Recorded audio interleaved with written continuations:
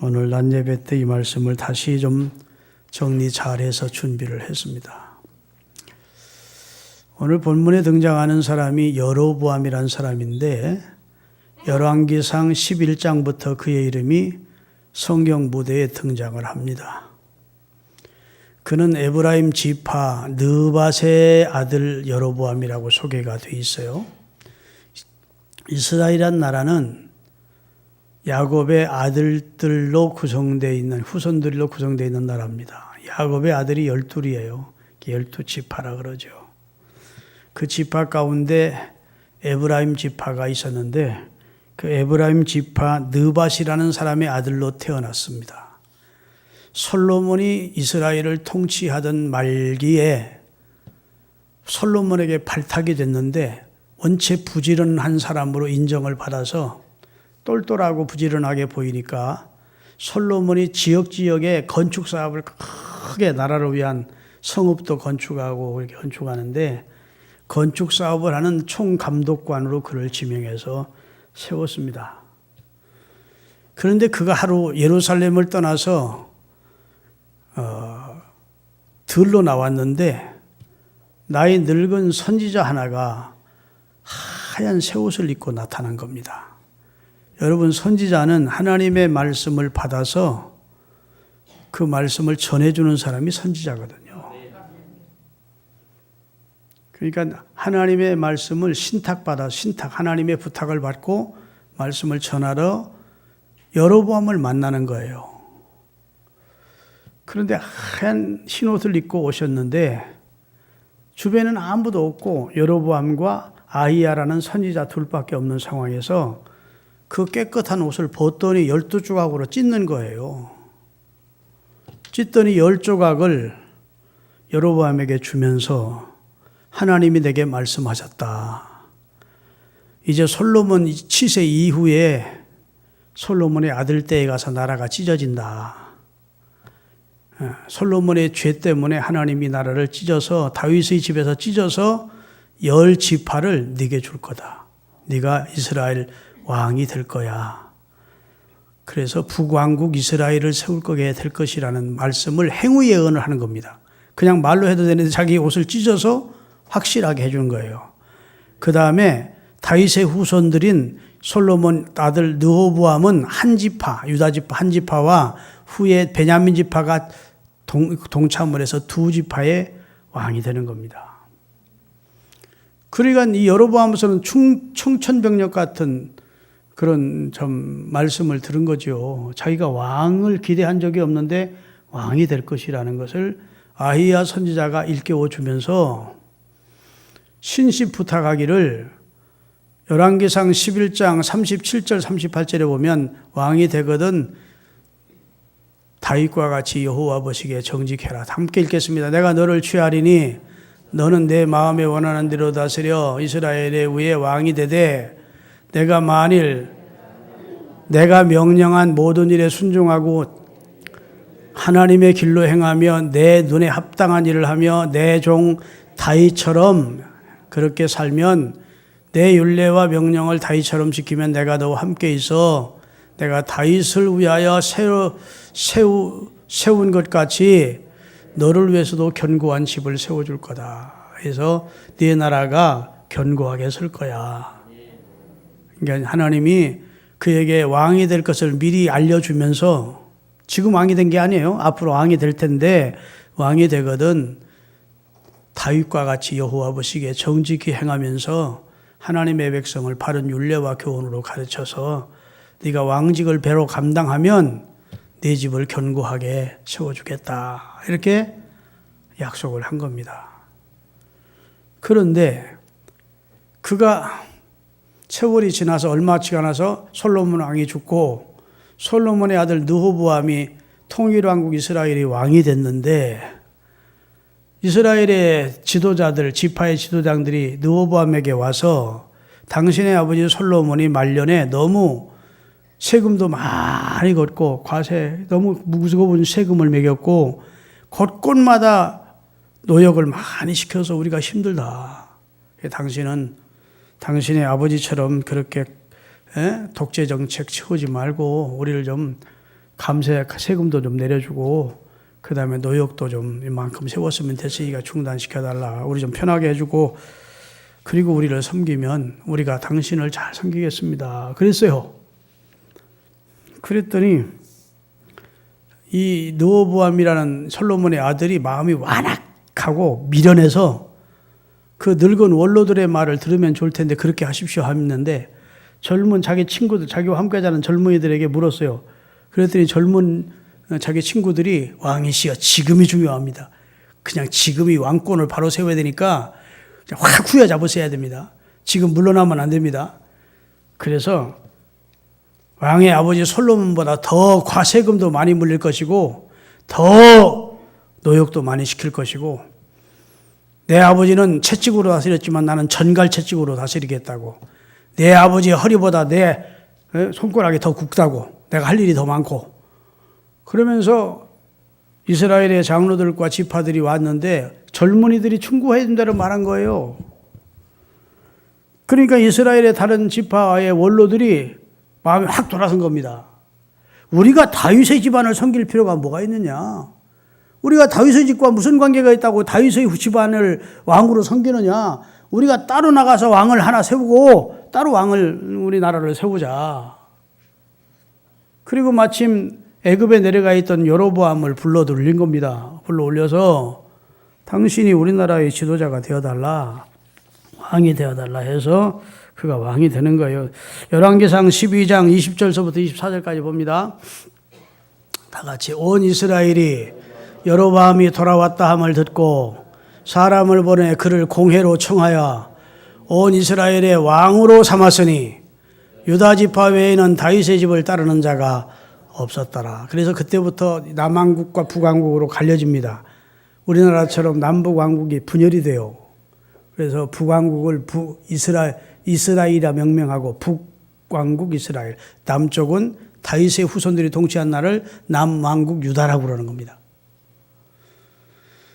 자, 그랬더니 이제 르호보암이 화가 난 겁니다. 르호보암이 예루살렘에 이르러 유다 온 족속과 베냐민 지파를 모았어요. 모으니 택한 용사가 몇 명이요? 18만 명의 군대를 모아서 자기를 거역하고 나라를 세우는 여로보암과 그의 나라를 치겠다는 겁니다. 그래서 다시 흡수하겠다고 전쟁을 일으키려고 하자 하나님의 말씀이 선지자 스마에게 임한 거예요. 하나님의 말씀이 하나님의 사람 스마에게 임하여 이르시되 솔로몬의 아들 유다왕 르호보암과 유다와 베냐민 온 족속과 또 그 남은 백성에게 말하여 이르기를 여호와의 말씀이 너희는 올라가지 마라. 다시 말해서 열 지파와 싸우지 마라 그 말이에요. 너희 형제 이스라엘 자손과 싸우지 말고 각각 집으로 돌아가라. 이 일이 누구로 말미암아? 내가 한 일이야. 내가 솔로몬이 나중에 나를 버리고 이방 신들을 끌어들이고 예루살렘 거룩한 도시에 우상의 신전을 세우고 하는 짓을 보고 내가 다윗의 집에서 나라를 찢어서 다른 한 나라를 세우기로 작정하고 여로보암을 내가 세웠다. 그러니까 이건 막을 수 없는 일이야. 전쟁할 필요 없다. 그 말을 듣고 군사들이 모였다가 다 집으로 흩어졌다는 내용이에요. 그런데 이게 안타까운 것은 여로보암이 10지파를 가지고 북왕국 이스라엘을 딱 세웠습니다. 세우고 그에게 걱정이 생긴 거예요. 이스라엘 백성들은 예루살렘에 성전이 있는데 솔로몬이 잘 지은 성전이 있는데 1년에 3번씩은 그 중앙성전인 성전에 가서 예배를 하거든. 제사를 드리거든. 그러니 10지파 사람들도 다 예루살렘으로 돌아갔다가 야 그래도 정통이 다윗과 솔로몬, 르호보암인데 우리가 괜히 여로보암을 왕으로 세웠네. 그리고 여로보암을 죽이고 통일 다시 하자 하면 자기 자리가 위태하게 될 것 같은 생각이 드는 거예요. 그래서 예루살렘에 못 가게 하기 위해 장애문을, 지금으로 보면 장애문을 만들고 금송아지 둘을 만들어서 베델과 단이라는 곳에 세워놓고 자기 마음에 드는 자로 제사장을 세우고 이스라엘의 제사장은 데위 지파 아론의 자손만 세우는 건데 자기 마음에 드는 자로 그 다음에 절기도 하나님이 정해준 절기가 딱 있는데 절기도 바꾸어서 날짜도 바꾸어가지고 완전히 그냥 막가파식으로 유대교를 바꿔버린 거예요. 그래서 자 12장 27절부터 보겠습니다. 27절부터 만일 이 백성이 예루살렘에 있는 예루살렘 여호와의 성전에 제사를 드리고자 하여 올라가면 이 백성의 마음이 유다 왕 된 그들의 주 르호보암에게 돌아가서 나를 죽이고 유다 왕 르호보암에게로 돌아가리라 하고 이에 계획하고 두 금송아지를 만들고 무리에게 말하기를 너희가 다시는 예루살렘으로 올라갈 것이 없도다. 이스라엘아 이는 너희를 애굽 땅에서 인도해 올린 너희의 신이라 하고 금송아지가 애굽 땅에서 이스라엘을 구원해 준 신이라 하고 베델과 단이라고 하는 두 곳에 금송아지를 놓고 온 백성이 그 금송아지를 섬기도록 강요를 했다는 겁니다. 그래서 여로보암만 죄를 짓는 것이 아니라 백성까지 우상 섬기는 죄를 짓게 만든 거예요. 그러니 이게 하나님 앞에 얼마나 패역한 큰 죄입니까? 하나님이 왕직을 주면서 신신부탁했는데 다윗과 같이 여호와의 규례와 윤례를 쫓아서 온전히 정직하게 행하며 믿음으로 살면 나라를 잘 통치하면 내가 네 집을 견고하고 내 후손들을 견고하게 해주겠다 약속을 받고도 자기가 왕제가 아닌데 자기는 왕이라는 건 생각지도 못했는데 행운을 얻어서 이스라엘의 왕의 된 10지파를 하나님이 찢어내서 그를 왕으로 삼아주셨다면 고마워서라도 감사해서라도 하나님이 기뻐하는 왕이 돼야 되는데 여름날에 숙주나물이 쉬어버리듯 그 마음이 쉬어버린 거예요. 아시죠? 여름의 날에 숙주나물이 바깥에 놓으면 잘 쉽니까 안 쉽니까? 금방 쉬어버리지.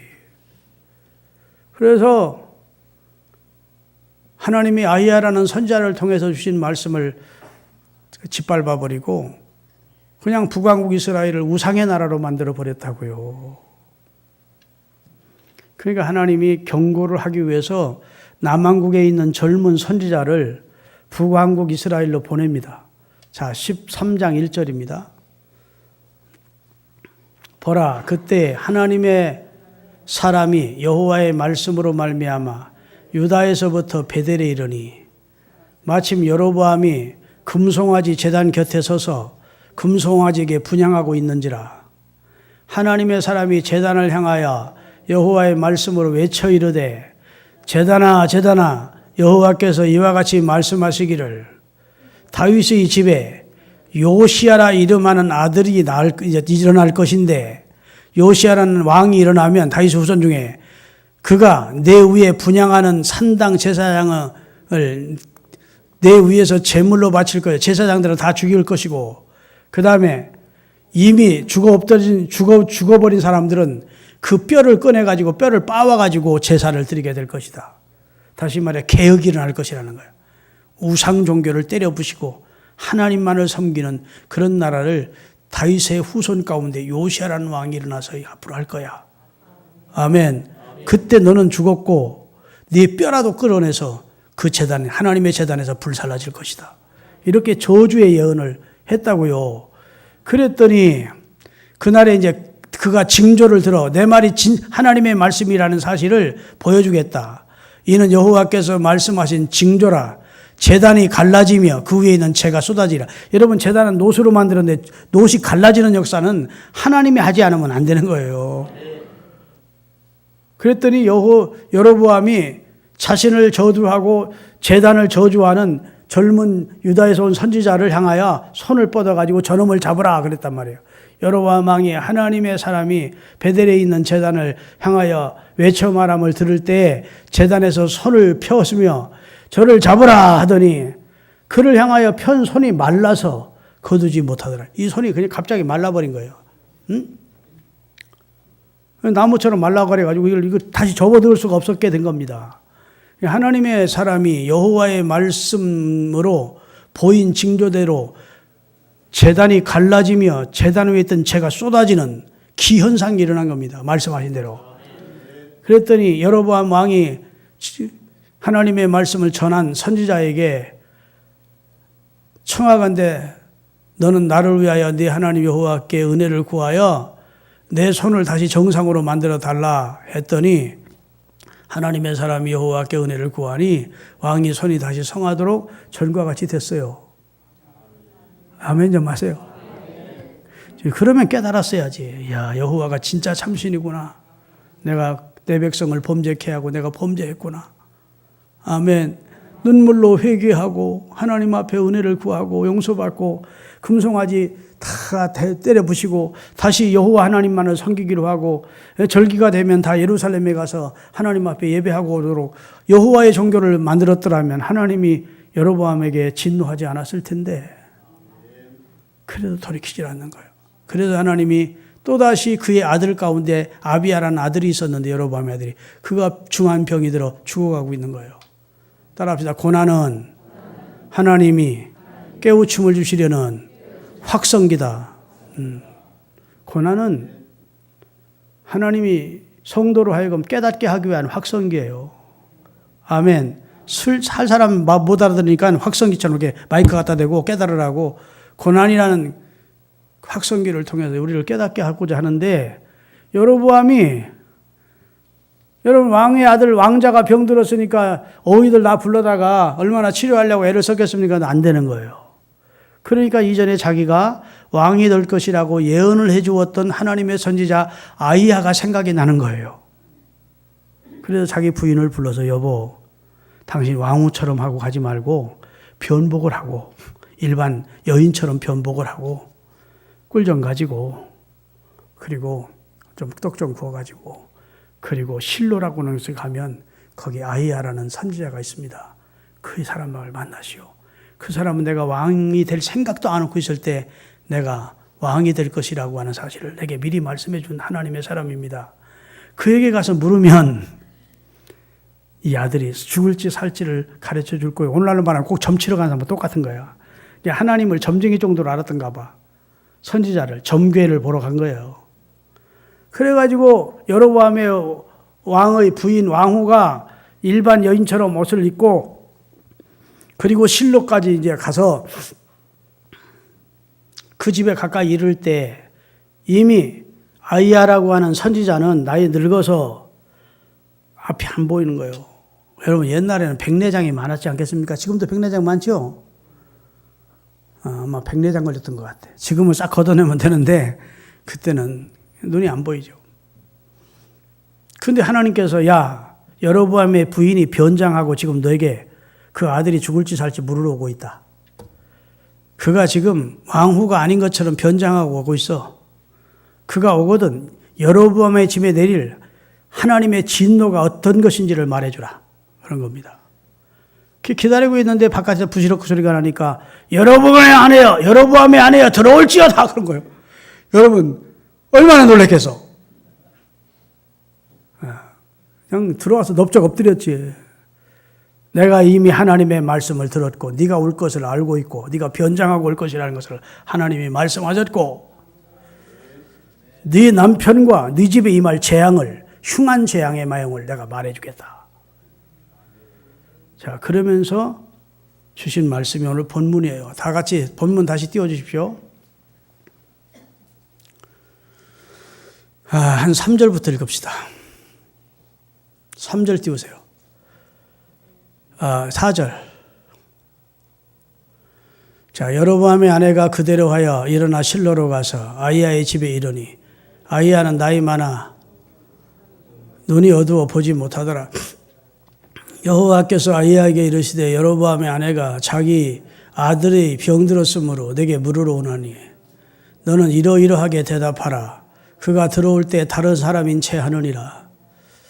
그가 문으로 들어올 때에 아이야가 그 발소리를 듣고 말하되 여로보암의 아내여 들어오라.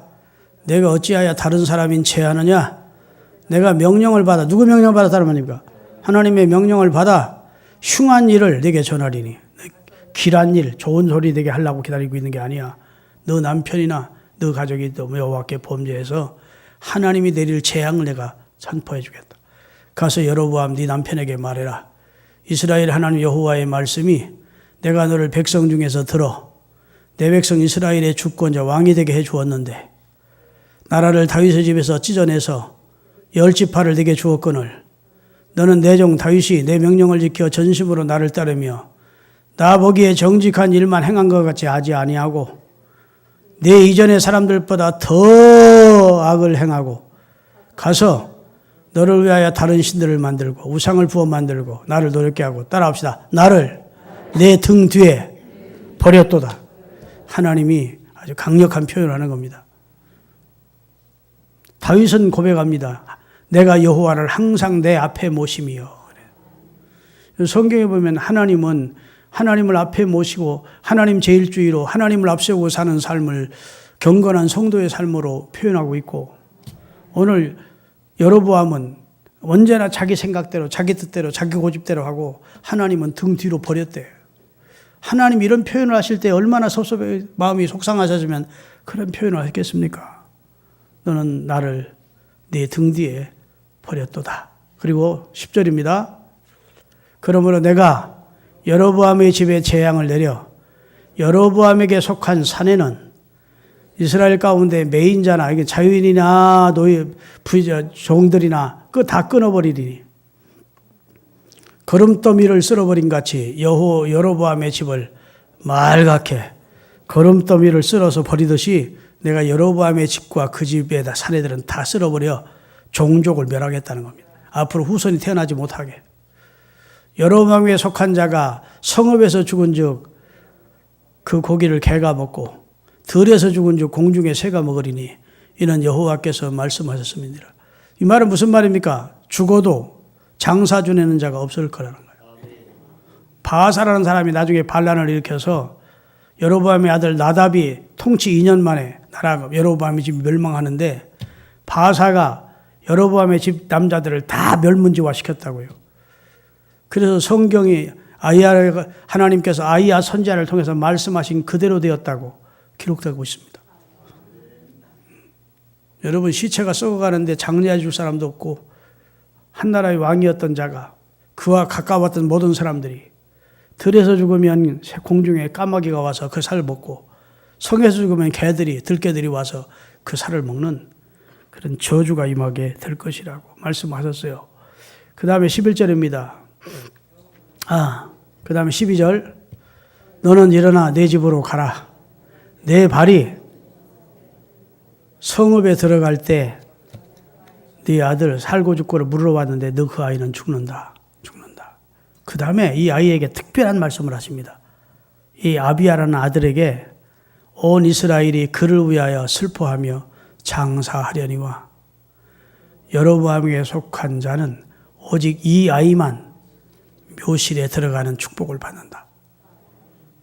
묘실이라는 말은 오늘날 말은 명예의 전당에 들어간다는 겁니다. 하나님이 은총을 베푸는 사람이 들어가는 명예의 전당에 들어가는 축복을 받아. 이 아이만은 저주로 죽는 게 아니야. 재앙으로 죽는 게 아니야. 심판으로 죽는 게 아니야.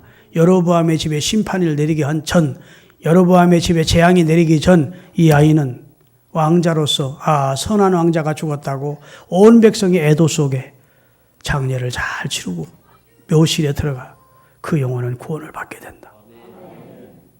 그리고 그렇게 죄악된 여로보암의 집에 하나님이 재앙과 심판을 내리면서도 젊은 나이에 죽는, 아마 이 청소년쯤 됐을 거예요. 죽는 이 아비야의 영혼만은 하나님이 받아주시는 겁니다. 그는 내게 대하여 하나님 여호와를 향하여 선한 뜻을 품었기 때문이다. 이렇게 말씀해 주시고 있습니다. 할렐루야.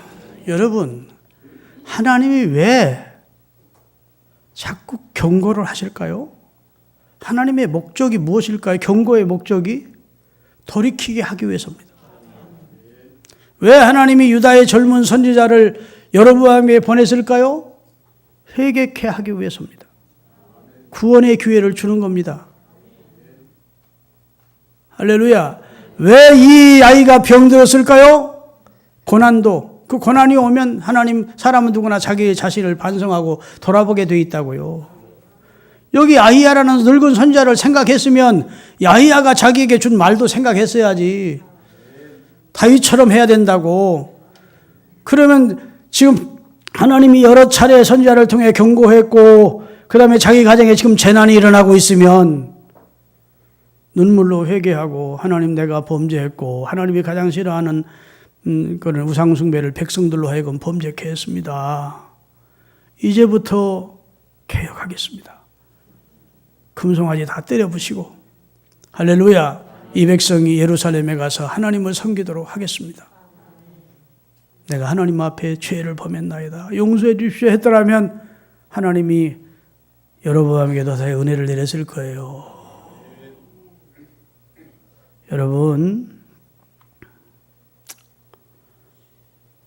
요한 1서 1장 9절 10절에 보면 만일 우리가 우리 죄를 자백하면 저는 미쁘시고 의로우사 우리 죄를 사하시며 모든 불의에서 우리를 깨끗게 하실 것이다. 하나님은 우리를 씻어주실 당신의 아들 보혈의 피를 준비해 놓고 계세요.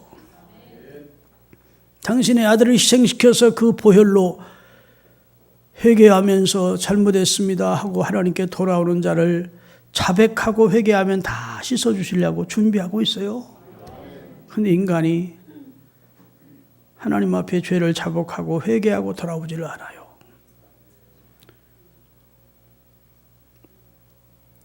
근데 우리 본문에 나오는 딱 한 사람, 여로보암의 아들 아비야라는 청년이 젊은 나이에 병들어 죽습니다.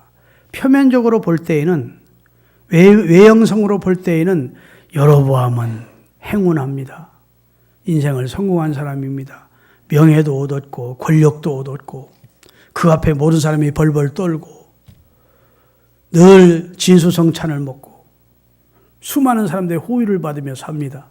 누가 보든지 그 인생이 성공한 인생 같고, 젊은 나이에 죽는 아비야는 불쌍하고 인생을 저주받은 것 같고 인생 실패한 것 같은데 하나님의 평가는 달라.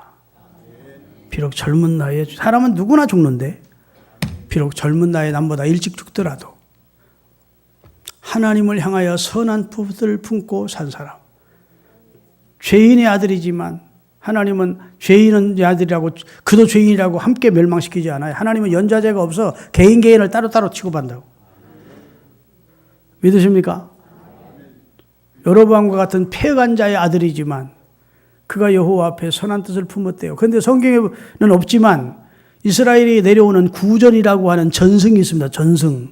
입에 입을 통해서 일반 문서를 통해 내려오는 전승이 있는데, 이 아비야가 무슨 선한 일을 했느냐? 전승에 의하면 아버지가 예루살렘에 못 가도록 이스라엘 백성들을 장애물을, 바리케이트를 세우는 것을 진짜 예루살렘에 가서 참예배를 드리고 싶다고 북왕국 이스라엘 사람들이 간청하면 그 바리케이트 장애물을 철거해서 가서 예루살렘에 가서 예배하고 오십시오 하고 왕자가 길을 열어주고 했다는 겁니다. 하나님을 마음에 품고, 자기가 왕이 아니니까 그런 아버지의 정책에 뒤집을 수는 없지만 아버지가 하는 일이 잘못된 일이고 창천하제 유일하신 하나님이 참 하나님인데 이스라엘이 그 하나님께 가서 예루살렘에서 예배하고 오겠다고 하면 장애물을 제거해서 이스라엘 백성들이 예루살렘에 가서 예배하고 올 수 있도록 배려를 해주었다. 마음속에 하나님 앞에 선한 뜻을 품고 살았다고 성경에 기록되어 있습니다. 할렐루야. 여로보암에 속한 자 중에 여로보암의 아들 아비야만은 무덤에 장사될 것을 말했어요. 한마디로 아비야에게만 은혜를 베풀겠다는 하나님의 말씀입니다. 설명을 드리자면 하나님께서 아히야 선지자를 통해서 선언하신 재앙의 그 내용들이 여로보암의 집에 내리기 전 아비야 왕자가 죽기 때문에 온 이스라엘 백성이 선한 왕자가 죽었다고 슬퍼해 줄 것이고, 백성들의 애독 속에 그가 죽어 장례가 될 것이고, 명예의 전당과 같은 묘실에 그는 들어가게 될 것이라는 겁니다. 다시 말해서 여로보암의 아들 아비야만큼은 재앙으로 죽는 것이 아니라 재앙이 임하기 전 하나님의 은혜로 저를 먼저 데려가시겠다는 말씀을 하고 계신 거예요. 왜 하나님께서 아비야에게 그런 은혜를 베푸시느냐? 그가 여로보암의 집 가운데서 살면서도 이스라엘 하나님 여호와를 향하여 선한 뜻을 품었기 때문이라는 겁니다. 할렐루야. 아비야가 어떤 선한 뜻을 품었는지 성경에 기록이 없습니다. 하나님 보시기에 기쁨이 되는 마음을 가지고 뜻을 가지고 살았던 것 같은 분명합니다. 여러분 오늘 설교를 들으면서 이 한 가지 교훈을 꼭 얻으십시다. 우리가 이 땅에 사는 동안 선한 뜻 한 가지씩은 꼭 품고 살아가시기를 주의 이름으로 축원합니다. 하나님 보시기에 기뻐하시는, 하나님 보시기에 아름다운, 기특한, 기쁜 하나님 기뻐하실 뜻을 품고 살아가야 돼요. 아브라함은 하나님이 기뻐하는 선한 뜻을 품었는데 하나님의 말씀이라면 무조건 순종하겠다는 뜻을 품고 살았습니다. 100세에 낳은 아들을 바치라 해도 예했지 아니라 함이 없었습니다. 요셉은 억울한 일을 당했는데도 불구하고 한 번도 원망하거나 불평하지 않고 하나님의 선하심을 믿었습니다. 하나님이 좋은 결과를 주실 것을 믿었습니다. 그런 선한 마음을 품고 살았습니다. 다윗은 춤을 추면서 하나님을 섬깁니다. 하나님이 기뻐하는 일, 하나님이 영광을 받으시는 일에는 최대한 최고의 열심을 냈습니다. 그래서 하나님이 기뻐하는 일을 하고 싶어서 성전을 짓고자 했지만 하나님은 허락지 않으시고 그러나 다윗의 그 마음은 기쁘게 받으셨습니다. 다니엘이라고 하는 인물은 하루 3번씩 하나님 앞에 기도하며 살겠다고 선한 뜻을 품었습니다. 그랬더니 그에게 지혜와 몽조를 깨닫는 은혜를 주시어 바벨론에서 가장 뛰어난 그런 재상이 되게 해 주신 것입니다. 사도 바울은 내가 사람을 기쁘게 하랴 하나님을 기쁘게 하랴, 내가 만약 사람을 기쁘게 하면 하나님의 종이 아니니라 하시면서 그는 먹든 마시든 무엇을 하든지 하나님의 영광을 위해서 살겠다는 선한 뜻을 품었습니다. 그랬더니 하나님께서 다윗을 통해 바울을 통해서 하나님이 큰 역사를 이루신 줄로 믿습니다. 우리가 하나님께 마음을 향하고 있으면 하나님은 그 사람이 누구의 아들이든지 어느 나라 백성인지 그 사람이 살든지 죽든지 문제될 게 없습니다. 하나님에 향하여 선한 마음만 품고 있으면, 선한 뜻을 품고 살면 하나님은 그 사람을 받아주십니다. 그 사람을 통해 영광을 받으시고 그 사람을 명예의 전당과 같은 천국으로 데려가십니다. 오래 사는 게 복 아닙니다. 물론 장수도 복이지만 만약 회개하지 않고 하나님의 진노 가운데 죽으면 여로보암처럼 그는 차라리 이 땅에 나지 않아만 못하는 거예요. 비록 젊은 나이에 생을 마쳤지만 하나님을 향하여 선한 뜻을 품고 믿음으로 살아온 아비야가 하나님 볼 때에는 하나님 축복된 인생을 산 거예요. 믿습니까? 여러분 기억하십시다. 삶은 곧 기회예요. 따라합시다. 삶은 곧 기회이다. 하나님 우리에게 삶을 주신 것은 기회를 주신 겁니다. 회개할 수 있는 기회, 구원받을 수 있는 기회, 용서받을 수 있는 기회, 선한 뜻을 품고 하나님이 기뻐하는 삶을 살 수 있는 기회를 주신 거예요. 기회가 계속 주어지는 게 아닙니다. 난 이런 얘기를 읽었습니다. 어떤 분이 죽음의 사자가 와서 가자, 널 데리러 왔다. 그러게 사람이 펄펄펄펄 뛴 거예요. 그럴 수 없습니다. 난 너무 준비가 안 됐습니다. 세상에 준비도 안 했는데 이렇게 데리러 오는 법이 없습니까? 어디 있습니까? 나중에 한번 준비할 수 있도록 먼저 준비하라고 사인을 해 주신 다음에 그 다음에 나를 데리러 오면 가겠습니다. 하도 발버둥을 치니까 죽음의 사자가 그래 나중에 먼저 준비하라고 죽음의 사자부터 먼저 준비하는 사자부터 먼저 보낸 다음에 경고한 다음에 오겠다 그러고 간 거예요.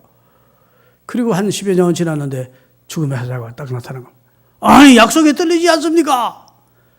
아니 먼저 준비하기 위해서 준비하라는 경고부터 하는 죽음의 사자 전에 보내기로 해놓고 왜 오셨습니까? 내가 여러 번 경고의 사자를 보냈는데 언제 하셨습니까? 네 사업이 망했을 때, 네가 큰 중병에 들었을 때, 네가 어려움을 겪을 때 내가 계속 네게 사인을 보냈다. 준비하라고. 그게 사인이야. 그랬대. 하나님이 천사를 따로 보내가지고 야, 너 준비해. 그러게 하지 않아요. 우리 삶의 현장에서 우리로 깨우쳐 주시는 겁니다. 여로보암은 끝까지 거부하다가 그와 그의 집이 멸문지화를 거름더미를 쓸어든 같이 하나님이 쓸어내버렸고 그 와중에서도 선한 뜻을 품고 하나님 앞에 살기를 원했던 아비야만은 하나님이 구원하셔 주셨다.